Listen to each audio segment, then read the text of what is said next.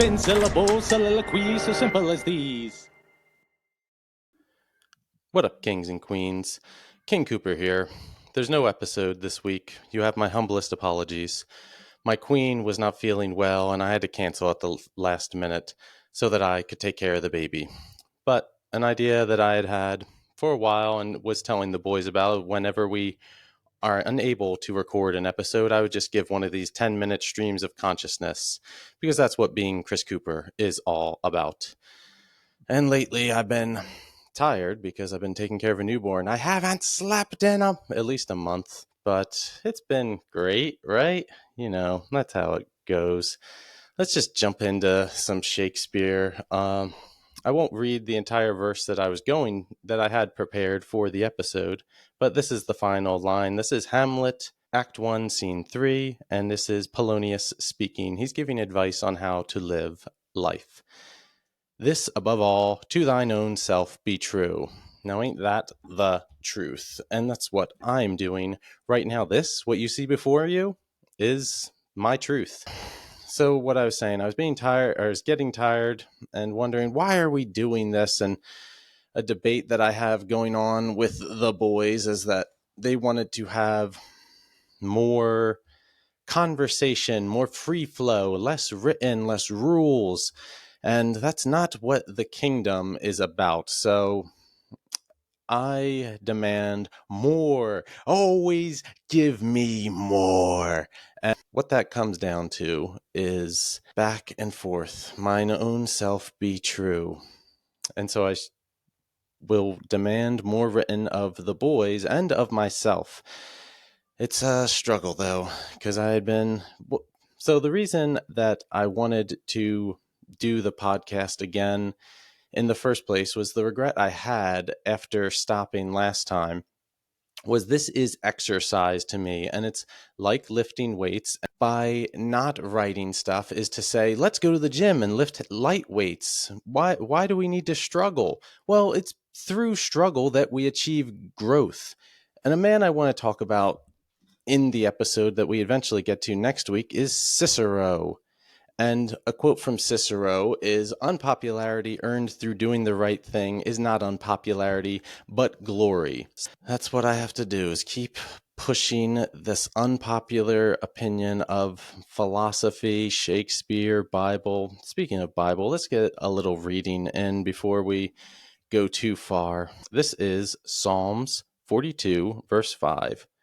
Why art thou cast down, O my soul? And why art thou disquieted in me? Hope thou in God, for I shall yet praise him for the help of his countenance. So that's speaking to me. As I've said, the Bible is a direct message between you and God. A word that has a big impact on my life is hope. And the reason for that is because when I had that meat allergy, I think I'd mentioned it already, I thought my life was ruined, and it got cured through acupuncture. So I was sitting on the acupuncture table, and they had to put some micro needles in my ear, and then those needles had to sit there for 3 weeks before they took them out again.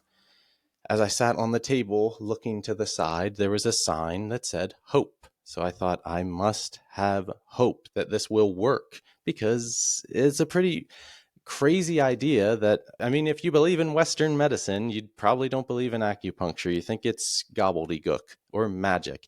And it was magic. It cured me when all Western medicine said there was no cure for alpha-gal. Look at me now, chomping down meat left and right. Maybe I'll even have a hot pocket or two. Anyway, that's why it speaks to me with the word hope. And it says, why art thou discouraged? And I don't want to be discouraged. I must fight forward. How do I fight forward? I don't know, by doing this. But I digress. Let's get into some philosophy before we get too far gone. I'm still working through this book, 50 philosophy ideas you really need to know, and I'm just going to knock some out because, so number 1 is Brain in a Vat.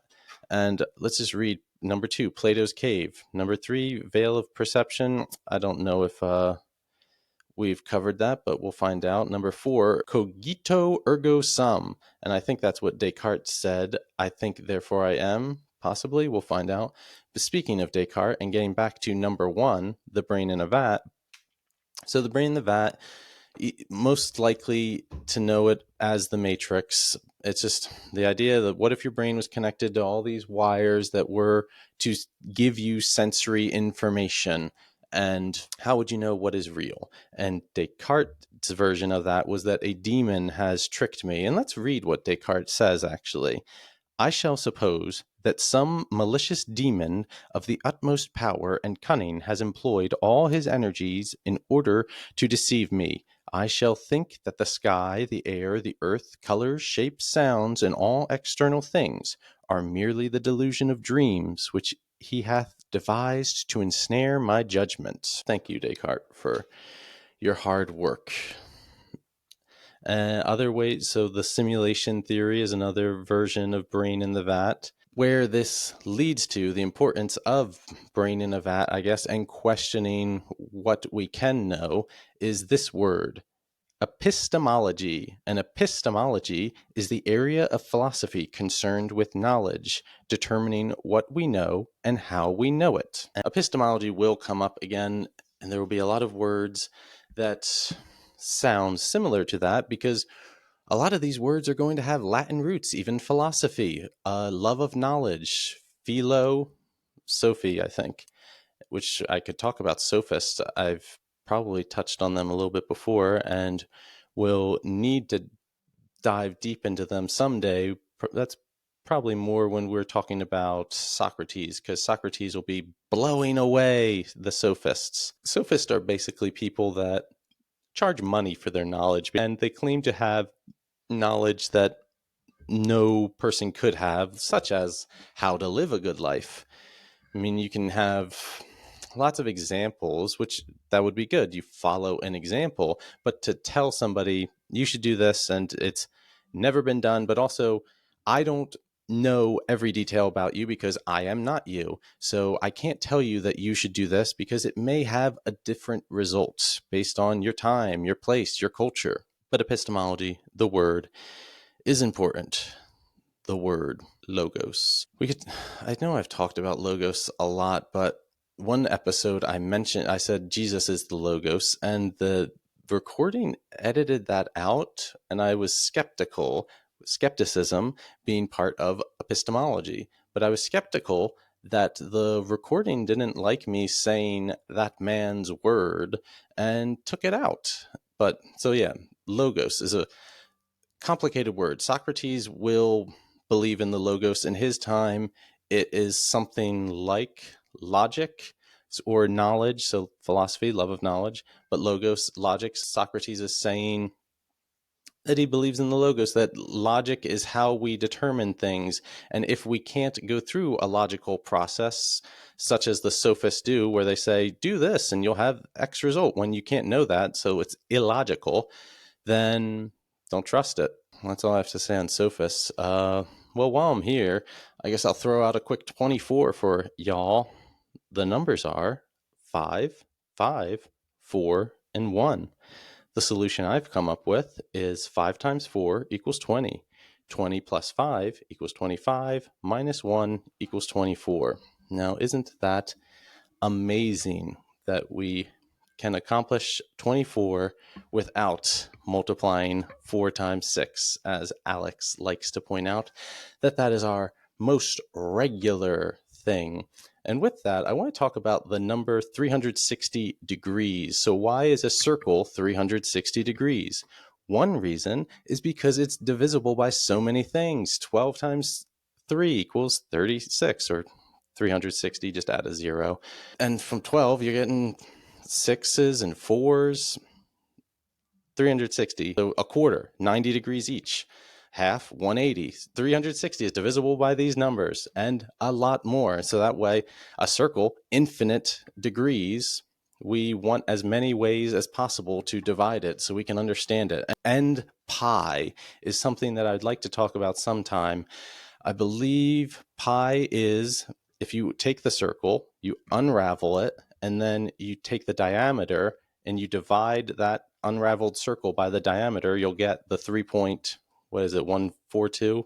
That's pi, and that's where it comes from. But It's an infinite number, and it's irregular. There's a lot to unpack with pi. There's probably people that have devoted their whole lives to it. Maybe some people have devoted their whole lives or way too much time to just writing out pi, because if it never repeats, then you're never finished. Speaking of, I'm about finished. I'll leave you with a rap, though.